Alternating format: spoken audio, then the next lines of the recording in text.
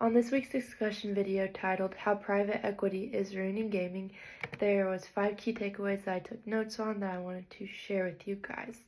The first is private equity buys game studios to make fast money.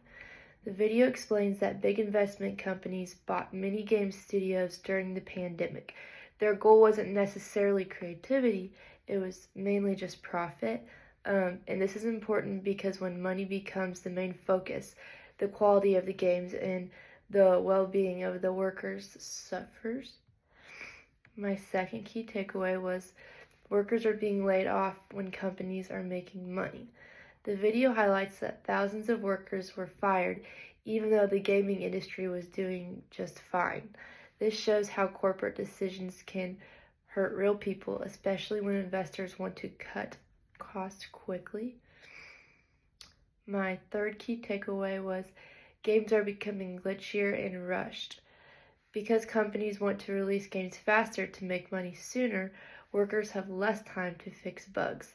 This leads to broken, unfinished games being sold to players. That affects the whole gaming community overall. And then my fourth key takeaway was workers face long, unhealthy hours. The video mentions inhumane hours, meaning employees are pushed to work far too much, hours longer than needed. This connects to bigger issues in media industries where workers are often overworked to meet their deadlines. And then my fifth key takeaway was corporate greed shapes what kind of games get made. So instead of creative or risky ideas, companies push for safe, money-making games. This limits diversity in games and affects the audience and what you get to experience. And this video connected with our course, Media and Society, News and Sports, because media companies influence what we see. So just like companies decide what stories get told, private equity decides what games get made. Both shape how we understand the world. The second was profit pressures affect quality. In news, rushing to publish can lead to mistakes. In gaming, rushing to release leads to glitches. In sports media, rushing to break a story can lead to misinformation. Money pressure affects all the media industries. Number 3, workers behind the scenes matter.